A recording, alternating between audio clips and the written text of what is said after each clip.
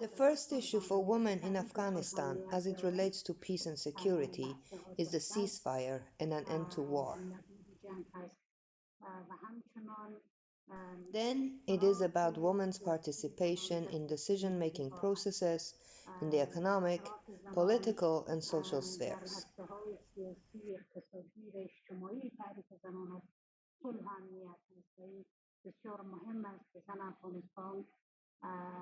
For Afghan women who have been able to achieve certain gains and opportunities due to their own capacities and empowerment in the last decade, it is very important that they are able to protect these gains and work to expand those opportunities for future generations.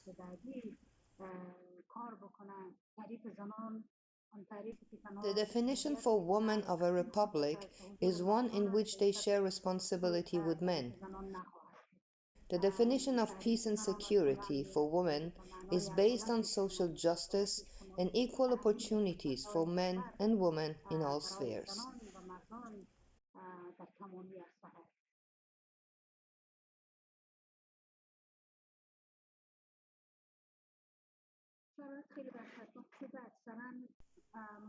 The current situation in Afghanistan is very scary.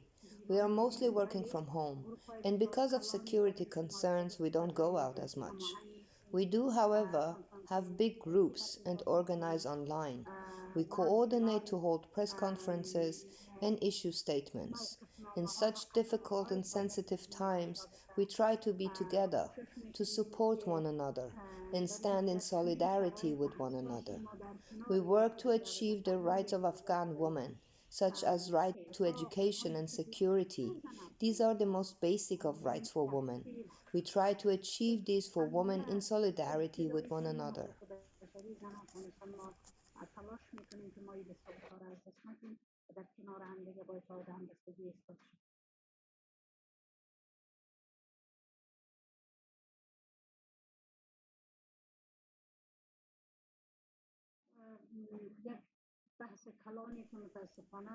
Unfortunately, the face of war has changed in Afghanistan.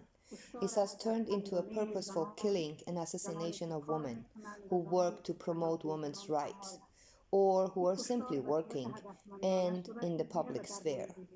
These targeted killings have changed the face of war in Afghanistan.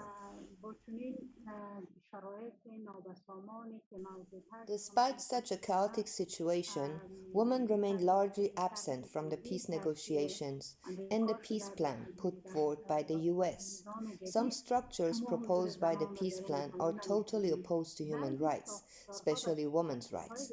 For example, the idea of setting up a jurisprudence council can open the path for fundamentalists and extremists for writing a new constitution and defining the legal structures that rule and are supposed to protect the lives of women. Once set up a jurisprudence council like this means that all the achievements of women could potentially be undermined.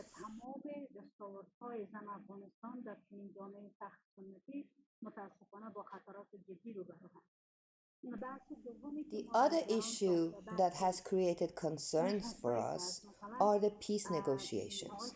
Mr. Khalizadeh has regular meetings with men leaders, but does not have any meetings with women or women's organizations that have been active on peace and security issues for years, working on various issues in Afghanistan. With the recent peace talks in Moscow, we saw that only one woman was allowed to participate, Ms. Sarabi. It is not clear what process was used to select participants, including Ms. Sarabi. We were told it was personal invitation from the Russians.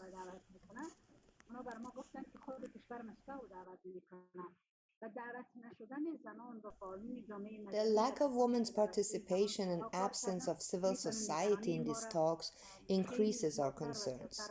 These peace discussions, therefore, are not focused on peace. They are focused on the division of power.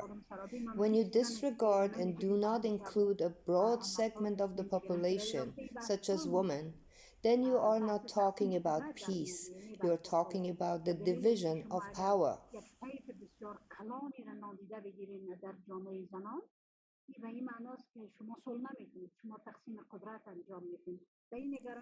This has increased our concerns with respect to the peace negotiations planned for Ankara, Turkey.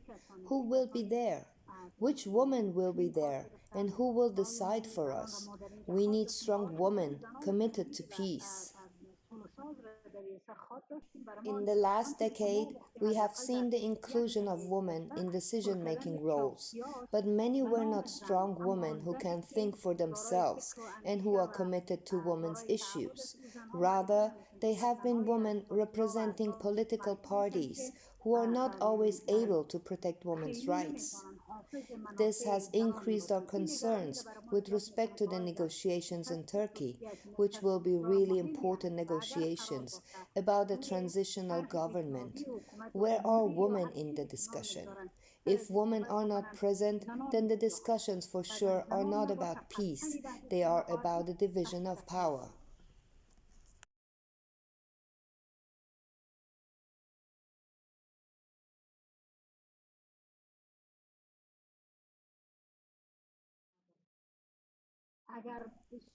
If you have good relations with government and security forces, then you may be told that you are in danger and have been targeted for assassination. If you don't have these strong and personal relations with people in government or the security sector, you will not receive such a warning. Fereshte Kohasteni is one example. Many women activists have asked for support from the government and their cases have been registered, but they have not received any support or protection. Those who have targeted them have not been identified. We have lost several women. About 13 or 14 women have been assassinated, and the government has done nothing to figure out who had killed them. We are in very difficult state of chaos and terror. The government is not being responsive in taking care of women's security concerns.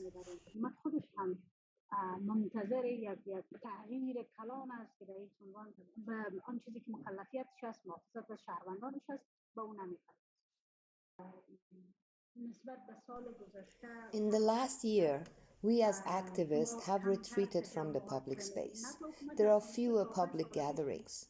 About 4 or 5 years ago, the government of Afghanistan approved a law on public gatherings which restricted our ability to protest publicly. For example, after the killing of Farkhonde, we witnessed mass public protests. At the time, there were many public civil protests. The government wrote a bill to restrict public gatherings and protests.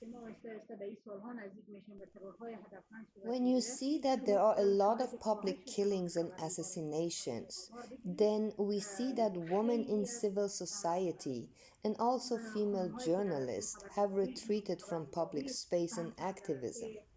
For example, when three Enekas reporters were killed, all the female employees of Enekas TV resigned collectively. In the north of Afghanistan, in one of the provinces, Takhash, there is an extremist religious leader who incites people against women to attack them. So, because these developments, women's public and social participation has decreased, even political participation. You see in one of the provinces that there was an order by a religious leader to attack women. This type of violence has resulted in reduced activity and public and social presence of women. Even in their political participation, it has reduced women's. We used to have female governors, but no longer do.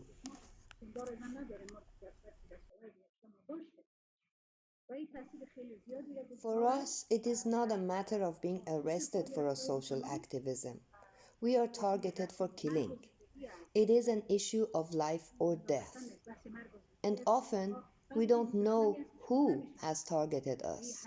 So, these assassinations and this violence have resulted in the serious retreat of women from the public sphere.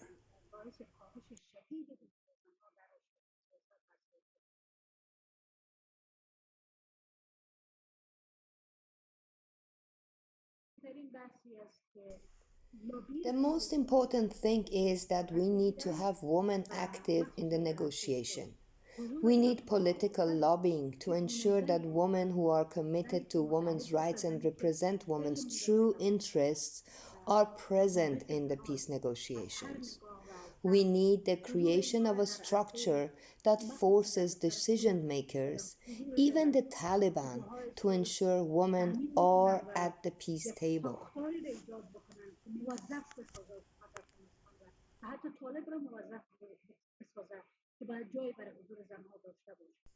The other issue is that we have to help women learn and be able to protect themselves. We have to also pressure the government so that they take responsibility and protect the lives of women human rights defenders. We need international women's organizations to advocate for this protection.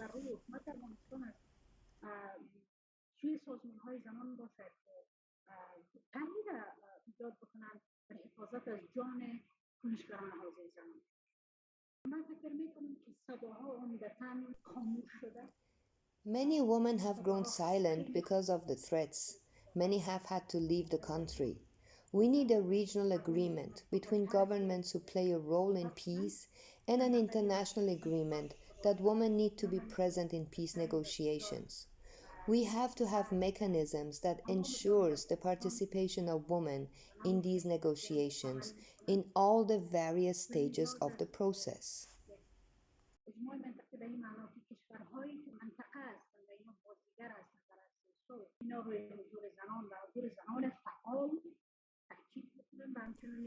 For example, to ensure that Security Council Resolution 1325 is truly taken into consideration, or to set out the role of the governments and the UN in ensuring women's participation, the demands of women in different sectors need to be reflected.